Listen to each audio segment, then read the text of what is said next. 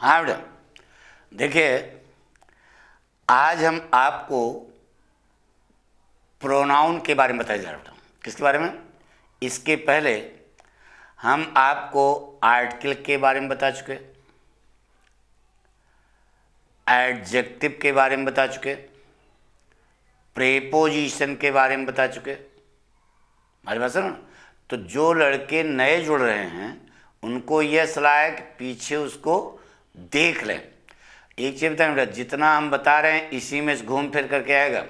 चाहे कोई भी बोर्ड हो आपका, हाई स्कूल, इंटरमीडिएट, कोई भी आपका बोर्ड है, क्वेश्चन वही हैं, केवल घूम करके पूछे जाते बेटा। ठीक है। तो आज जो है हम आपको प्रोनाउन के बारे में बताया जा रहा है बेटा, कि जो आपके बोर्ड परीक्षा में आएंगे। ठीक है, तो शुरू करें। आइए बेटा, कमा पॉइंट देखिए बेटा, fill in the blanks with one of the words given in the brackets against this sentence. अब यहाँ फिलिंग इन द ब्लैंक्स करना बेटा, और किसका, कौन सा फिलिंग इन ब्लैंक्स है? प्रोनाउन का। जैसे अभी इसके पहले एडजेक्टिव वाला भी बताया था, देखा होगा आपने, इसके पहले आर्टिकल वाला भी बताया था। तो आइए बेटा, लिखा है कि लेट, देखो, let dash dash go to the movies today ना। अब आगे दो अल्टरनेटिव दिए गए हैं बेटा, वी और अस। ठीक है। अब इसमें से कौन सा सही है? रटो नहीं बेटा, चीज समझना है। तो जीवन में याद रखना, यदि किसी वर्ब अथवा प्रीपोजिशन के बाद कोई पर्सनल प्रोनाउन आता है तो वह ऑब्जेक्टिव फॉर्म में ही होता है। किसमें होता है बेटा? ऑब्जेक्टिव फॉर्म में। तो अब आपको यह पता होना चाहिए कि वी और अस में ऑब्जेक्टिव फॉर्म क्या है। तो ध्यान रहे बेटा, यह अस जो है ऑब्जेक्टिव फॉर्म है, यह यहाँ पर भरा जाएगा, यही अस सही है। ठीक है। Let us go to the movie today, यही सही बेटा। आगे देखो, I know the woman dash dash child was hurt. मानव जाति है ना, डैश डैश भरना है। तो मानव जात के लिए रिलेटिव प्रोनाउन हु, हुम, हुज लगता है। तो रिलेटिव प्रोनाउन देखो, हु, हुम, हुज लगा है। अब इसमें से कौन सा यहाँ भरा जाएगा ये आपको समझना बेटा। देखो बेटा, हु करता है, अगर हु भरते हो तो इसके तुरंत बाद वर्ब आनी चाहिए। हुम भरते हो तो इसके बाद ऑब्जेक्ट आना चाहिए। तो जिस हुज, यानी कि यह हुज जो है आपका क्या सही है? जिसका बच्चा ना बेटा। तो यहाँ पर आपको हुज भरना पड़ेगा बेटा। हुज अगर आपने भरा सही है। ठीक है। अगला वाक्य बेटा, dash dash have you got in your pocket. आपको अपनी जेब में क्या मिला? तो क्या क्या, देखो बेटा ये इंट्रागेटिव प्रोनाउन है। तो व्हिच और व्हाट दो है, तो ध्यान रहे क्या जवाब आ रहा है ना। तो यहाँ पर व्हाट जो है आप भरोगे तभी आपका वाक्य सही होगा। क्या हो जाए बेटा? What have you got in your pocket, interrogative pronoun. ठीक है। जिससे कहा बेटा, take anything dash dash you think you like. ये देखो यहाँ रिलेटिव प्रोनाउन भरना बेटा, रिलेटिव प्रोनाउन। रिलेटिव प्रोनाउन दो है, व्हिच और दैट। यहाँ पर कौन भरा जाएगा? एक ही सही है। एक चीज बताएं बेटा, हु, हुम, हुज रिलेटिव प्रोनाउन के लिए बात करें। हु, हुम, हुज मानव जाति के लिए आता है। व्हिच बड़ी वेदांत जाति चीज के लिए। और जहाँ अनिश्चितता पाई जाती है वहाँ पर दैट लगाते हैं बेटा। अब एनीथिंग माने कोई भी चीज़, यानी अनिश्चितता हो गई, इसलिए यहाँ पर किसका इस्तेमाल करो बेटा? दैट का। रिलेटिव प्रोनाउन यहाँ पर क्या लगे बेटा? दैट। तभी वाक्य सही होगा। पढ़ो, बन गया। Take anything that you like, जो हम बता रहे हैं समझ में आ रहा है ना? हाँ। आगे लगा बेटा, dash dash can I do for you. मैं आपके लिए क्या कर सकता हूँ? तो बताइए, व्हाट, व्हिच, दैट, इनमें क्या क्या अंग्रेजी क्या है बेटा? बोलो। यही व्हाट है बेटा। क्या है? व्हाट। बेटा फिट कर दो, क्या होगा बेटा? What can I do for you. बात समझ आ रही ना? व्हाट भरा जाएगा, मैं आपके लिए क्या कर सकता हूँ। ठीक है। देखिए बेटा लिखा है this room is for you and dash dash. देखो बेटा ये फॉर प्रीपोजिशन है। अभी आपको बताया था कि यदि किसी वर्ब अथवा प्रीपोजिशन के बाद कोई पर्सनल प्रोनाउन होता है तो वह ऑब्जेक्टिव फॉर्म होता है बेटा। तो बताइए मी और माई सेल्फ में ऑब्जेक्टिव फॉर्म क्या है? मी। तो this room is for you and me, ये मी सही, ठीक है, यानी मी इसमें सही है, माई सेल्फ गलत।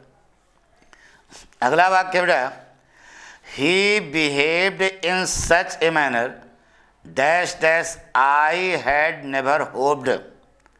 इनमें तीन अल्टरनेटिव है, दैट, एज और विच।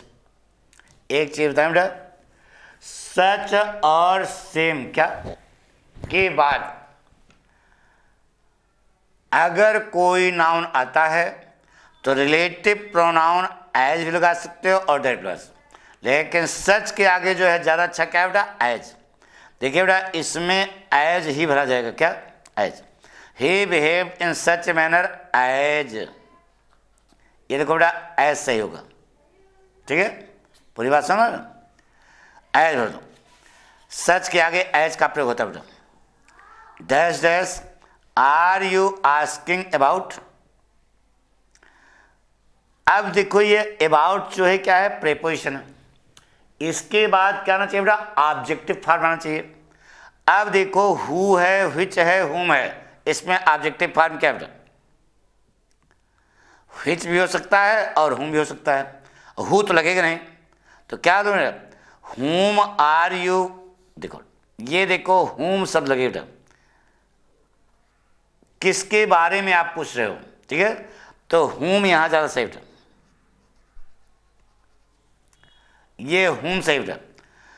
अरे भाई हुम आर यू आस्किंग अबाउट, ठीक है, यहाँ मानव जात के लिए हु और हुम, हु हुम हुज का प्रयोग होता है, तो हु सब्जेक्टिव फॉर्म है, हुम ऑब्जेक्टिव फॉर्म है। अब अबाउट प्रीपोजिशन है, तो प्रीपोजिशन के बाद ऑब्जेक्टिव फॉर्म आते हुए 3 बार बता चुके, ठीक है। अब देखो आगे बेटा, लिखा बेटा behind dash dash and dash dash where many seats. अब समझो इधर, बिहाइंड क्या है? प्रीपोजिशन। और भी बताया था यदि किसी वर्ब अथवा प्रीपोजिशन के बाद कोई पर्सनल प्रोनाउन आएगा तो वह ऑब्जेक्टिव फॉर्म है बेटा। तो बिहाइंड पीछे, अब बी धनहाइंड से बिहाइंड बना है। अब इसमें ऑब्जेक्टिव ही और हिम में ऑब्जेक्टिव फॉर्म क्या बेटा? हिम है। आई और मी में ऑब्जेक्टिव फॉर्म क्या है? मी है। तो यहाँ पर क्या भरोगे? मी। तो यहाँ हिम भरा जाएगा, यहाँ मी भरा जाएगा। अब एक लड़का कहा, खुरापाती, उसने कहा गुरुजी बिहाइंड मी एंड हिम कर देंगे। हमने कहा न करना। अब उसने कहा क्यों? तो हमने कहा बेटा एक फार्मूला और है 231 का, तो 231 के सिस्टम से तो लिखा है 3 और 1 सही है। तो बिहाइंड हिम एंड मी ना बेटा वर मेनी सीट्स। चले आगे, आगे लिखा बेटा neither she nor they have bought dash text books. एक चीज बताएं बेटा, either dash dash or, neither dash dash nor, or nor, otherwise or nor, not only dash dash but also. पांच याद रखना। आई नाइ, देखो सब बता रहे हैं बेटा, either dash dash or, neither dash dash nor, or nor, not only dash dash but also से। यदि दो कर्ता आपस में जुड़ेंगे, एक कर्ता सी है और दूसरा कर्ता दे है, तो जो ये बाद में आएगा ये इसके अनुसार वर्ब आएगी और इसी के अनुसार आगे पश्चिम केस आएगी। तो दे का पश्चिम केस क्या होगा? देर, यानी कि यहां पर सही क्या होगा बेटा? देर। बात समझ रहे? तो इस प्रकार से हम ये कहना चाहते हैं। अच्छा, इसी में से घूम फिर कर क्या बेटा बता दें, यानी कि आपकी बोर्ड चाहे जो भी बोर्ड हो, हमसे मतलब नहीं है, आपको इसी में से पढ़ना है। जितना हम कराते जा रहे हैं बेटा, इसको अगर आप रोज देखते रहो और तर्क भी देते हैं कि क्यों ऐसा है, तो जो पढ़ने वाला लड़का है वो समझेगा कि क्या पाठक करें, ठीक है। तो इसको आप इसी प्रकार से रोज़ करते रहें, हम कुछ न कुछ रोज़ आपको इसके बारे में बताते रहेंगे। थैंक यू बेटा।